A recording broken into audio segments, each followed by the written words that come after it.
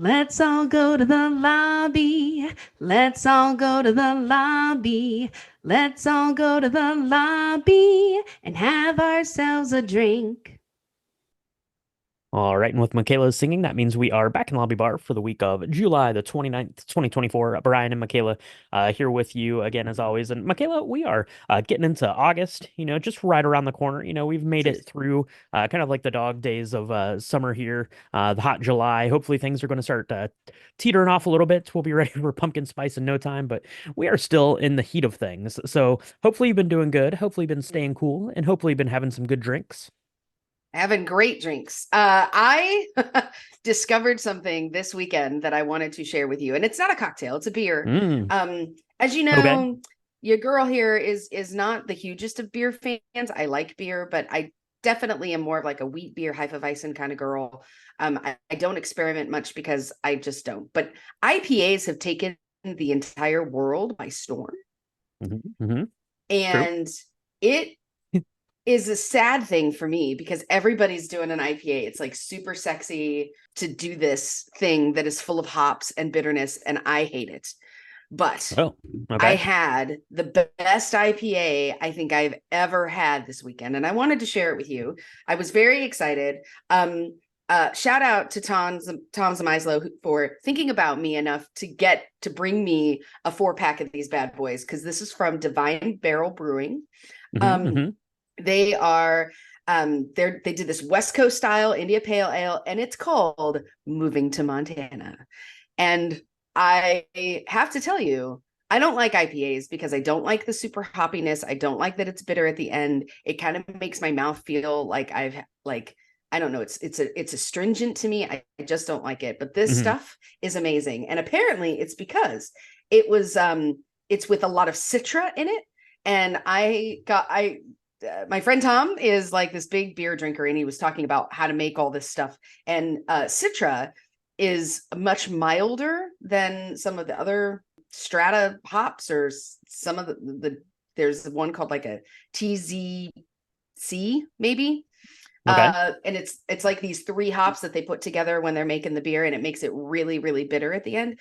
Hmm. This doesn't have that. So it's really lovely. If you've not had it, I recommend moving to Montana. You can find it at any like craft beer store or like a liquor store. It's worth your time for sure. It's really good. Yes.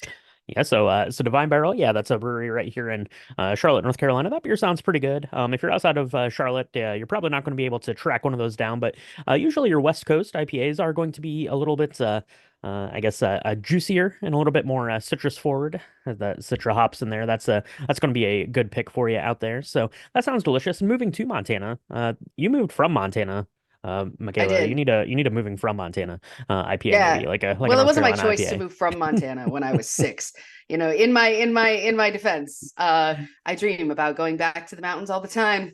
But Maybe I like maybe one running day. water. I feel like, to get to where I really want to be in Montana, there's like no one there. Electricity, you like that? Electricity, Right.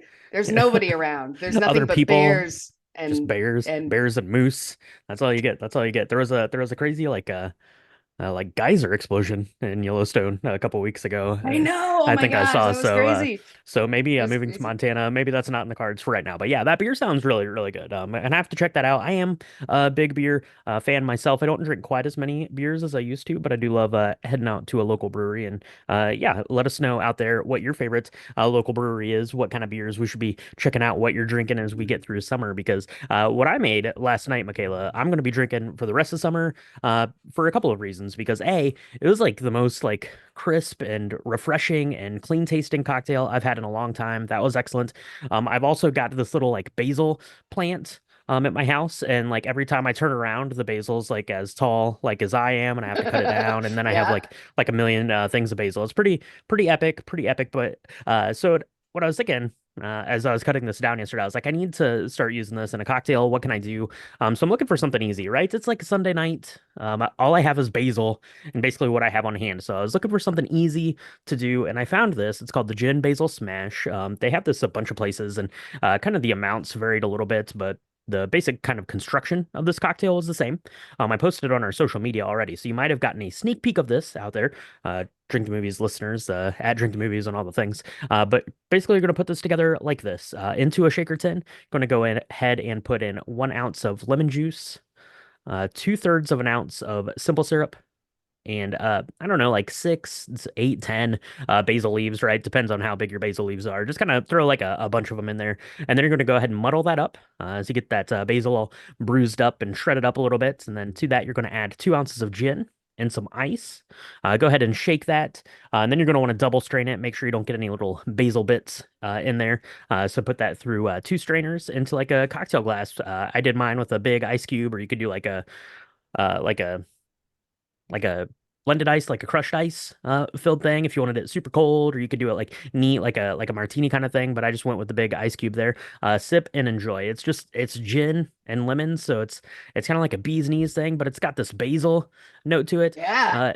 So fresh and so clean, I think is what the kids say, or the kids used to say. Clean. All right. They can do whatever. It's hip. It's bussin'. Is it bussin'? I don't No, know. I don't know. I don't know I've that. never been older than I am when now I get it. You remember when we spoke a language our parents didn't understand, and I No. thought it was no big deal. Now it's like, oh, I'm feeling really old. But I am really into some of these like twisted takes on on classic cocktails where you just Mhm. add something from the garden. So remember when we did like the bee's knees, I talked about it last week when we like charred some Oh, the rosemary, and that was rosemary, really yeah. cool, hmm right? I hmm mean, this is kind of like that, in that it's like it's something very familiar tasting, but then it's got this really burst of a different freshness of flavor, which is really nice.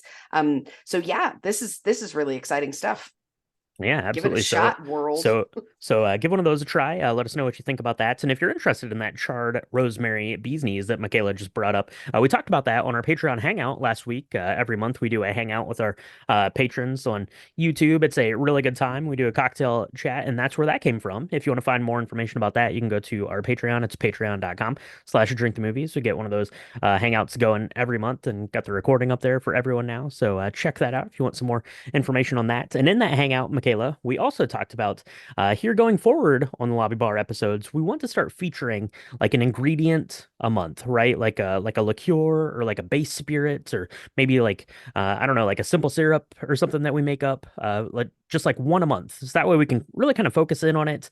You can go out, you can either make the ingredients or buy the bottle, or kind of follow along with the journey. And we're going to explore that ingredient a little bit, right? Talk a little bit about the history of it, talk about some cocktails we can make with it, and we think that's going to be really good. And to get us started up, because it is August, we are hot right now. Hopefully, it's going to be cooled off a little bit by the end.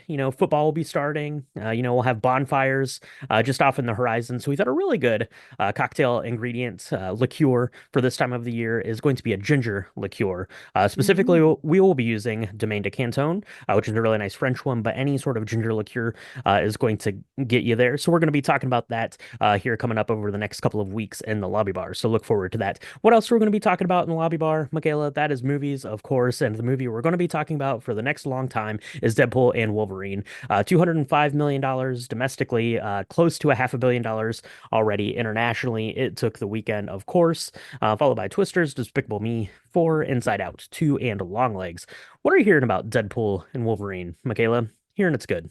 So here's what I'm thinking. I have really good friends, Tom and Wendy. They love their children. They're like the best parents ever, and they found a way to figure out how to go see Deadpool and Wolverine, knowing full well their kids absolutely couldn't go.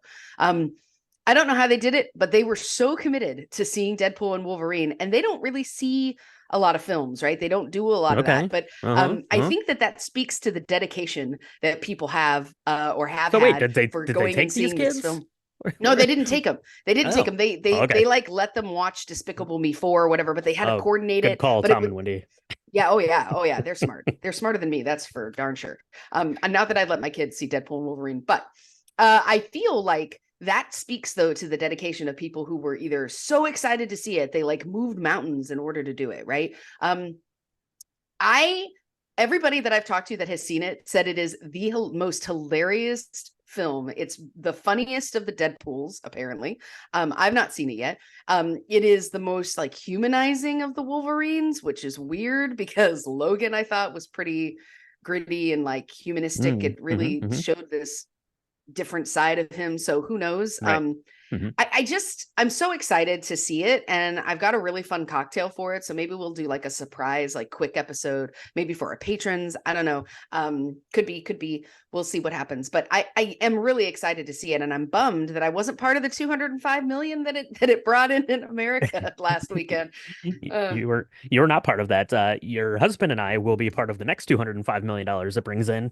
We have our tickets secured to go see it tomorrow. The theater was basically sold out by the time I got around to buying our tickets, so it's going to have a big second week and probably a big third week here too, as we just finished Comic-Con, which just happened. So MCU buzz is kind of at an all-time high. It reminded me a lot of like the MCU stuff like back like pre-pandemic, right, when they were still announcing and going through all of the Avengers stuff, just how much like chatter and stuff there was about it online. So Deadpool and Wolverine has a long way to go here at the box office.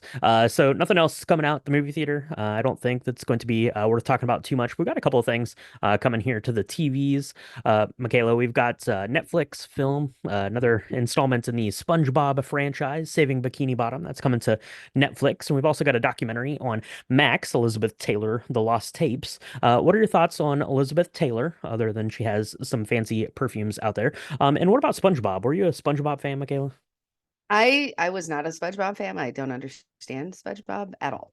In fact, I am 6 weeks old in realizing that SpongeBob was an actual sponge in the ocean, and that was like a Oh real yeah, thing. like an ocean sponge. Yeah, yeah. Like an ocean I mean, he sponge. looks Like like a dish sponge, he but looks like a yeah, dish sponge. you get And it. Yeah. so for the longest time, I was like, this is cool. And then I went to the sponge place in um the depths of the bay of near Tampa, and there's like this whole city there that like made its living with spongers, like coal mining cities or towns make Oh, money off of coal miners. They were spongers, and I was like, oh, like SpongeBob SquarePants, and everybody looked at me like I was the biggest idiot.